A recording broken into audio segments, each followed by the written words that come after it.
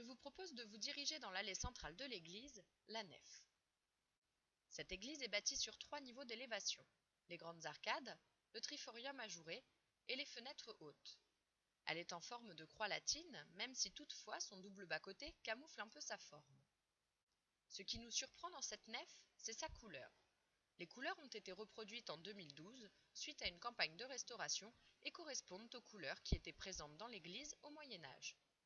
La voûte, qui est également peinte, quant à elle, nous donne l'illusion d'une pierre parfaite.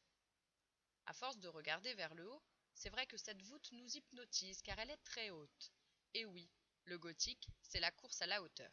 On cherche de nouvelles techniques pour élever les édifices et faire entrer un maximum de lumière. C'est à cette époque que va être inventée la croisée d'ogives. Louviers n'y échappe pas et possède un bel exemple de croisée d'ogives. L'église n'a pas toujours eu cette allure.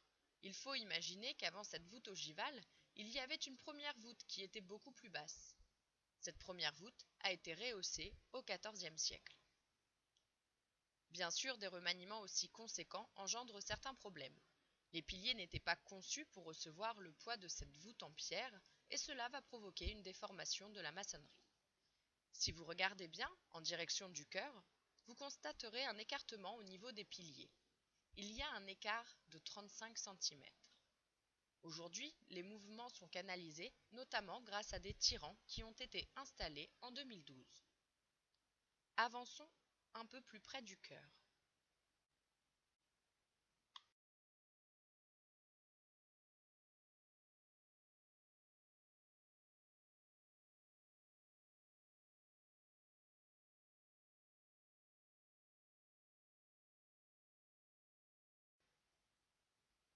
Je vous propose de tourner le dos au chœur et de contempler l'orgue.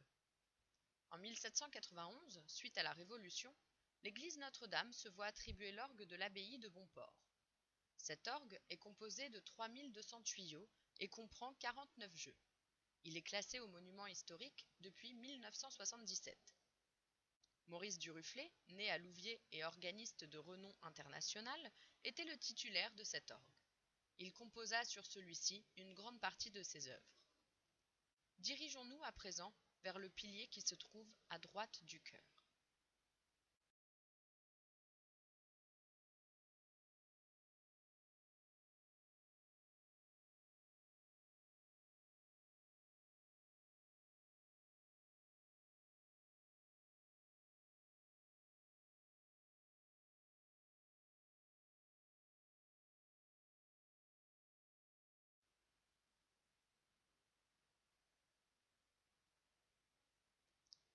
Au niveau du chapiteau, un petit personnage est sculpté.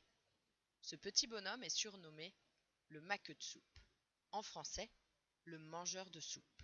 Il est le symbole de Louviers. Il y a une petite histoire qui lui colle à la peau. Le maqueux de soupe fait référence au 6 juin 1591 lorsque les Huguenots de Henri IV se sont présentés aux portes de la ville et ont pris Louviers alors que les Lovériens étaient en train de manger de la soupe. Et depuis cette fameuse histoire, les Lovériens se sont longtemps fait appeler les maqueux de soupe. Mais une autre hypothèse existe. Et si c'était la signature du maître d'œuvre? Quand on le regarde, ce petit bonhomme, vêtu d'une longue toge et d'un bonnet de laine, il a l'air d'être assez noble. Et à cette époque, les maîtres d'œuvre sont assez libres et laissent régulièrement une petite signature. Ici, j'ai même l'impression qu'il essaie de faire passer un message. Regardez. Il tient une petite écuelle dans ses mains. On pourrait interpréter cela comme « Eh oh, les travaux sont finis, et moi, mon assiette, elle est vide !» Vous avez à présent les deux versions, à vous de choisir l'histoire qui vous semble la plus probable. Je vous propose d'avancer en direction du porche royal et de tourner le dos à celui-ci afin de vous diriger dans le bas-côté nord pour vous retrouver devant la porte des tanneurs.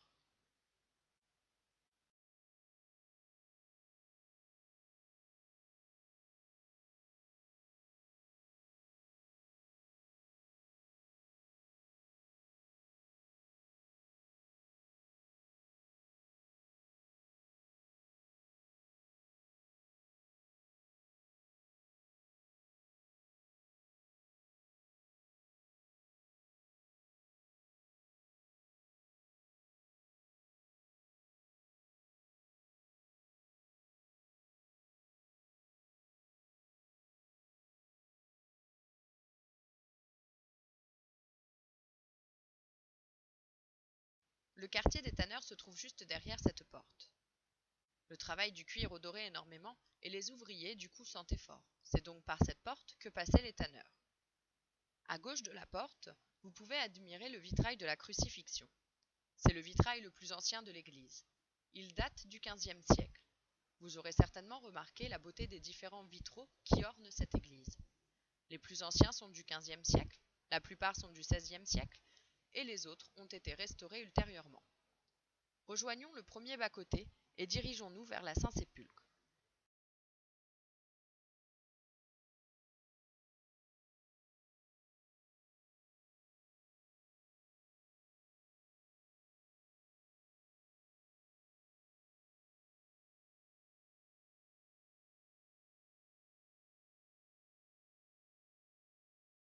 Cette mise au tombeau, en pierre peinte, date du XVIe siècle.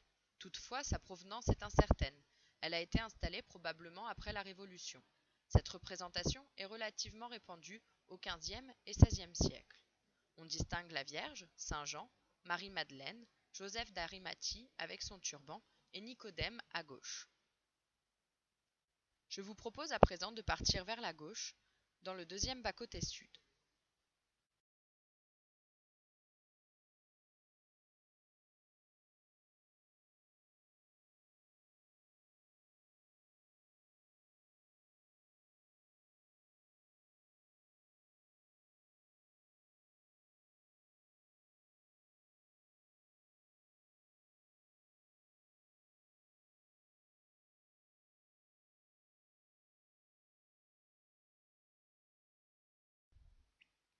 Dans l'angle, un vitrail va retenir votre attention.